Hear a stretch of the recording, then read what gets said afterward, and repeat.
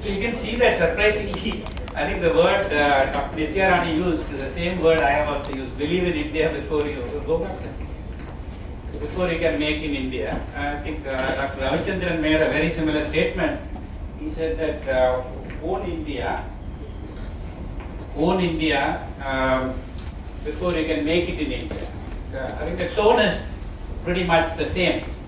Let me quickly run through this. I think our Chancellor started off saying that we were a rich country, right?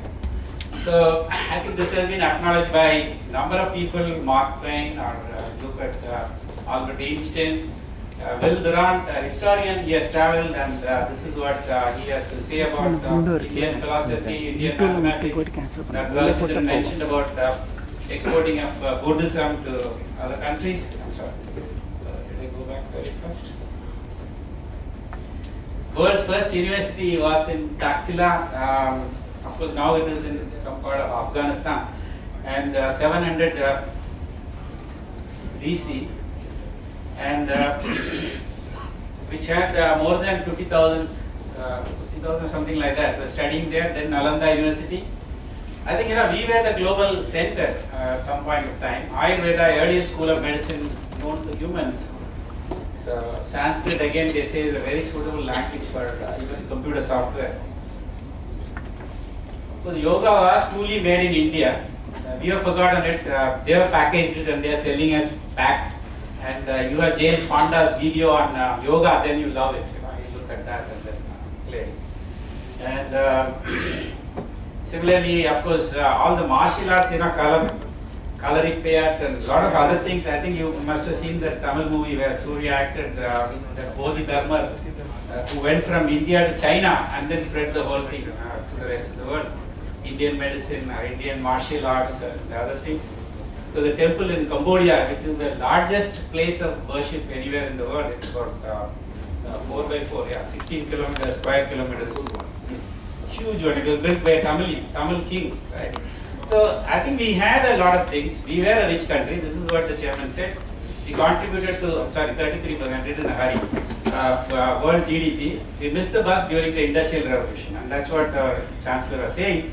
Currently, manufacturing contributes only 16% of our total GDP. And of course, Mr. Mahadevan mentioned about growth rate of manufacturing GDP is minus 0.2. So that's a pathetic situation we are in today. So there is a need for Make in India, for a revival. That's what everybody talked about. So then there was a lot of debate on what is really Make in India. I think Dr. Mahadevan was talking about make anything, using either foreign technology, foreign raw material, whatever it is, but then it should be add value. There must be a local value addition. And it should be significant and should use significant local manpower. I mean, that's what Dr. Mahadevan mentioned in the morning. But then, same panel, we had a different viewpoint. Dr. Saravanan was mentioning that you develop local technology and produce global scales and export products and services. So I think there is a kind of a debate on that. What is Make in India? We have to ask our Prime Minister. Probably he thinks of getting a lot of FDI, foreign technologies to come in. We really don't know what is really Make in India. There is still a lot of issues. So what is stopping us from making in India? That is the issue which was discussed by most of the speakers. I think almost all the speakers mentioned about corruption in the morning session. And bureaucratic hassles. Most speakers mentioned that, permits, clearances. Chancellor was saying he had to obtain 105 clearances to start this building itself in Chennai. And again, all the speakers talked about infrastructure. So there is a problem of road, rails, power, name it. We have all the hurdles, and then of course Mr. Balasubramanian was also mentioning how, for example, if China is going to get all these free and then government funded, aided, supported, where is the level playing field? That was the question he was asking. And of course, a lot of people talked about skills shortage. Now the problem is Indian workers are less productive. There is no work ethic, there is no work culture. So that is one aspect of the skill issue. Other aspect of skill issue is you produce a lot of engineers, but they are not employable. This is another acquisition. People also, talked about some aspect of going into the rural areas, developing them, training them, and using them. That's another way of doing it.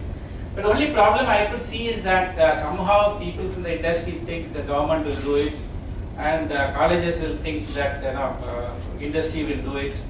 I think we are at this finger pointing kind of a mode in this, even this whole discussion today. It still did not come out clearly, who will do the skill development. If I were to do it, I will close down all the engineering colleges and then make them skill development hubs and then shift them to local areas, go and do it. And don't train these middle class, upper middle class people, rather actually train these rural people, and they have raw talent potential lying with them. So I really suggested it for a unit in Bokaro, and they started picking actually the local youth, train them, put them in place of jobs which were done by engineer trainees, and they are doing amazingly well. It's not that you need to be an engineer to run a factory. You can train people. R&D spending and effectiveness, that's what Dr. Saravanan was mentioning. And percentage of R&D spending in the whole country is pretty low. And he was comparing against GDP versus in terms of growth. And there is a problem there. And this is a key point I think Dr. Ravichandran also touched upon. So it's not just enough to have quality, delivery, etc., but then innovativeness.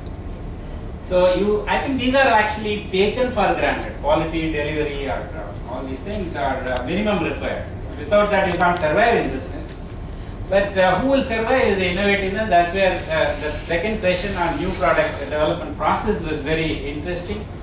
And they were talking about, Dr. Ms. Nair gave out very clearly, how you have to challenge the status quo and understand the trends and then come up with a lot of new products. Innovate. If you do not innovate, you are going to perish. That's what he was trying to say. And also he mentioned that concentrate on the soft elements of new product development. This is a problem with technocrats. Technocrats don't understand the markets, and the people who are in touch with customers, they don't understand the technology. So how do you bridge these two? I think that's what came out clearly. And they also talked about the other kind of applications of R&D and plastics application to automobiles and so on and so forth. It was a good session. I think with all these 3D printing, today virtually anything can be printed. They can print a house, entire house can be printed. So all you need to do is design using plastic to do that. And of course, the afternoon session, I didn't have time to put it in because you dragged me inside this. But then I think we had a very good session in the afternoon prior to this, where we also, I think Sai brought out some of the downside of this Make in India as it is understood by probably the people who really matter. Maybe the PM is clear, but then I think down the line, people think it's just FDI. So if you just bring FDI, what's going to happen? So if there are issues of land being parceled out, what is the problem? If rich becomes richer, what happens? Some of the downside also, was brought in. And there was an interesting debate between Mr. Balasubramaniam and our Gopalakrishna and Balasubramaniam. I think it was a very, very valuable thing, valid thing. I think we need to understand this. One end, you want to bring in all these things. Other end, should we give protection? I think this is there are no clear-cut answers to this, but my perspective is that you must have selective protection. I think, for example, you take an eagle. Now the eagle, for example, when the, young one hatches in the nest, it actually, after it matures, it takes it on its back and then it'll drop it from a height, right? Because, unless you are exposed to this kind of a global competition, you are not going to fly. You are so comfortable sitting in the nest. But the problem is, the eagle knows actually when to expose the hatchling to the competition. When it should be exposed to the, that difficult, bad world. I think, there is certain amount of protection needed. Certain industries we need to protect. Now the match industry is dying. So a lot of actually traditional industries will die if you allow the entire Chinese thing to come in. I think we had an interesting debate on that issue. Now, it's all Okay, now what is really happening? What is really happening in India is, I think this is a story about three old men. I don't know whether I told you earlier. They went to God. One guy is from Africa, another guy from Palestine, third guy was from India. Now the first guy asked God, when will my country be prosperous? African. He says 25 years. So he broke down and started crying. So God said, what's the problem? He said, I may die, I may not live to see that. So then the second man to ask the question was Palestinian. He said, when will I see peace in my country? Because from my childhood days, we have been seeing war in Palestine and Israel. God said it will take 50 years. That guy again broke down and started crying. That I will not be able to see this in my lifetime. Third guy was an Indian. He asked God, actually, when will corruption be over in India? God broke down and started crying, not in my lifetime. Okay, so this is the problem we are facing. I was advising Jharkhand state government. I told them to, as a director, set up an industrial park. Now they acquired land and then everything was done. So initially they took my idea, then finally when it did not take off, they called me to review the whole. When I went in to review the whole thing, I was totally shocked because the land that they have bought and made available to industrialists to come and set it up was available. They were selling it for 60 lakhs per acre in that Kuti area. And when I studied the whole thing, the earlier price, book value of the land was 25,000 rupees prior to this industrial park. Per acre, 25,000. And they bought it at 25 lakhs per acre.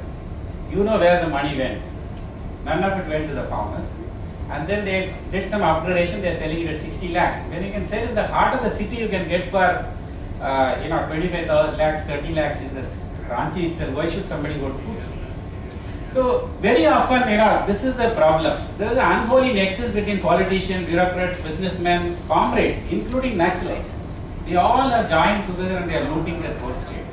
Now it's going for election, I don't know what will happen. It's a pathetic state of affairs. There is also a nexus between police and comrades. This is the beauty of it. If there are good policemen, they will be asked to go for raids, information will be given to Naxalites. These people will get killed. If they get killed, then they send a message to the central government, they send more funds, more money, which is shared between the top bureaucrats, the top policemen. Now, do you see a future? Where do you break it? How do you break it? I think, the millennials, you have to take it very, very seriously. People write about all kinds of flimsy things on Facebook, but then, look into these kind of things and then expose them. Of course, I used to use the private engineering college, accreditation team came for accreditation, and I got a call from the promoter. There is a small gift, can you ask your wife to present it to the accreditation team? Because the chairman was coming with his wife. Now, I said only I am employed, not my wife is employed for you, so I can't do it. If you want, you ask the trustee to give. So the trustee's wife handed over some gift. But this man came, I was the principal, he was sitting right in front of me. And he was not asking anything about the college, he was happy eating his cashew nuts, burfis or other things. And we just went off. I got scared. My God, what is going to happen to me? Now, same day there was inspection in another college in the city which was considered number one, even comparable to IIT. And at the end of the thing, when the report came, I got a A for my mechanical engineering department. The other college, which is supposed to be on par with the IIT, got a B. Then I got curious. I wanted to know what is it that they gave us a gift. Then the trustee told me it was a small diamond necklace. How much it cost? 30 lakhs. They given the bill along with that. Now, if you run business like this, now there is a actually possibility of making in India. Of course, I have lots of experiences. Ranchi campus construction, 700 crores was sanctioned for that. When I looked at the blueprint, you don't need more than 300 crores. So I increased the specs such a way that it will add up to 700 crores.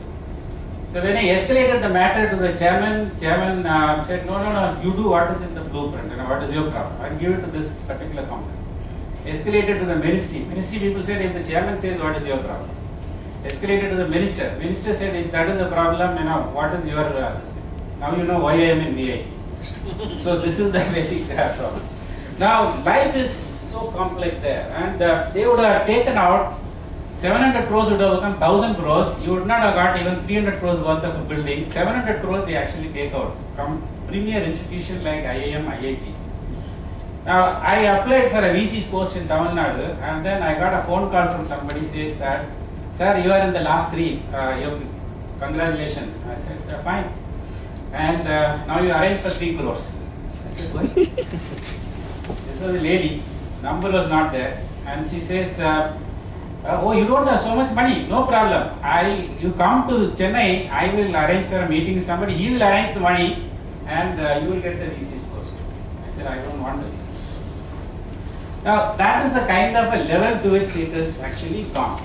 Of course, I talked about the whole thing happened because it started with the Westerners. They started keeping us. We have developed it into a science, and of course, there are people with postgraduate degree in qualification. So, you know who I am referring to. He is supposed to be so and so MSc, Master of Scientific Corruption. So that is what actually he is known for. Now, this is the biggest problem. I think three of us are all communicating the same thing. So, lack of faith in anything Indian. This is what we should leave out. Now, of course, again, a small story. This is a Harvard MBA who came here, etc. That let's not worry about that. Let's move on to the basic problem with our education. We always believe in Western education. Now, what do we teach you? Is there any book which is Indian? Everything is foreign. On top of it, of course, if you ask questions, you don't get your sessional marks. That's a different matter, as Dr. Ravichandran said. So you keep quiet, simply listen to whatever Westerners say, don't question. We need to evolve our own model. So wherever I went, I have introduced Indian culture, inner development, and subjects like that. Now, generally, what happens is that the moment I leave the institution, they will also remove those things. And interestingly, IFMR still continues with that. And the students, even after 20 years, 15 years, they come back and tell me, sir, that one course has made a big difference. When I met with a disaster, when there was a crisis in my life, my wife ran away, or I met with the accident, or I lost my job. Now, this is where we have to prepare our children for that. And we don't prepare the students for that. And I have rightly introduced it here in VIT now, in VIT Business School, some of these things. Because we don't believe in anything Indian. Indian education is holistic. What we are giving is actually half-baked American model. Now, what is Indian about Indian education? Every parent wants his child to study, that's what I mentioned. Why copy the West? So they want IT job, they want to go abroad. Why copy the West? Can't we evolve our own models? Our education removes people from their roots. We need to go into community colleges and vocational training. Anything, fascination for foreign. Bullet train, go to Japan. Kirana stores, invade Walmart. Education, get Harvard and MIT. Rural health, go to UNICEF. Why this? Now, there was a boy who believed that he was a rat. So anytime he saw a cat, he will run and then say that, no, I'm afraid. So they took him to a psychologist, he gave him a training, repeated, the reinforcement training. He was repeated, I am not a rat, I am a man, I am not a rat, I am a boy, I am not a rat. So he was convinced. Then he was sent out. He just stepped out, he saw a cat, came running inside. So the psychologist asked, what is your problem? You are not a rat, you are a boy. Yes, I know, I am not a rat, I am a boy. Does the cat know I am not a rat? No. That is our problem.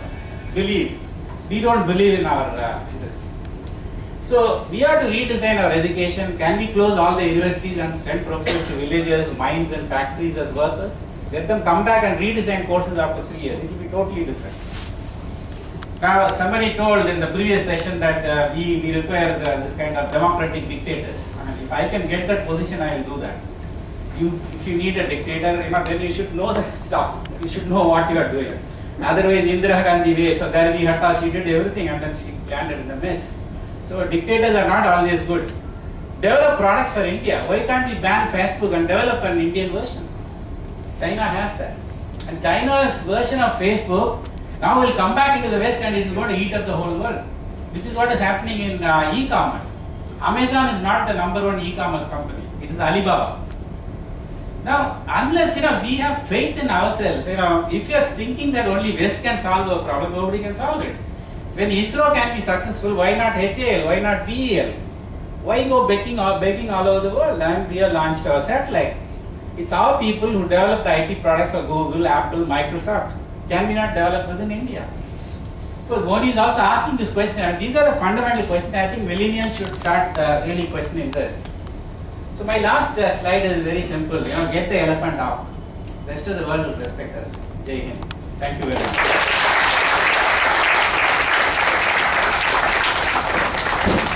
Reinforce confidence. Yes, that's it.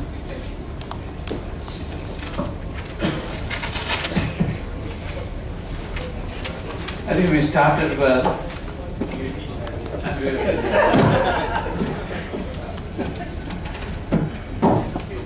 but then, is it all ending with this 5 o'clock session? I think if it's going to be ending up with 5 o'clock session, then it's not a success. It's good that though we had different segments, we had students, we had friends from industry, we had faculty, we had, of course, experts from different fields to come and talk to us. We all heard it, But only one thing is, we all had this as the theme, Make in India. I think each of us got a role to play.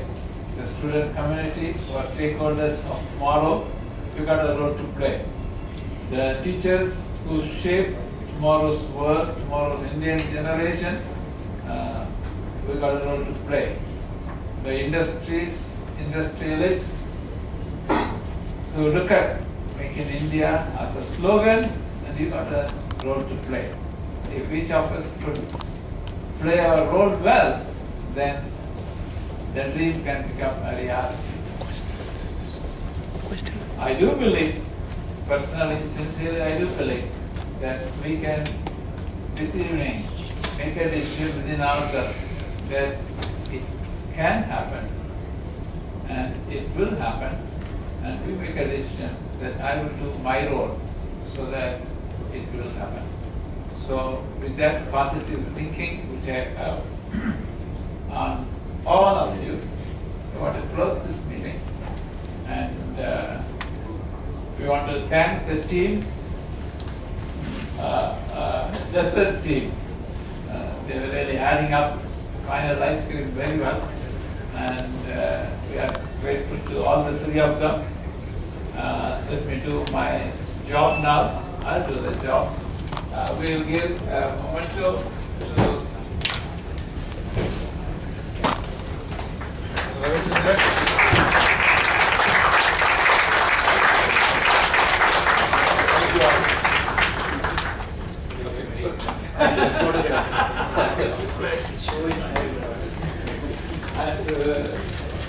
Vidya ma'am.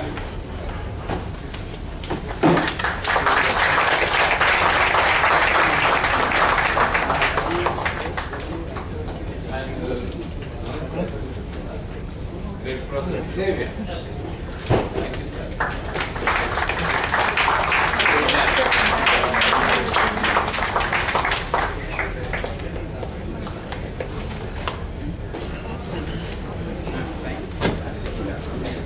But it is nice. It is not the brush to read everything. The whole lot of unison, in my opinion, I told in the faculty meeting.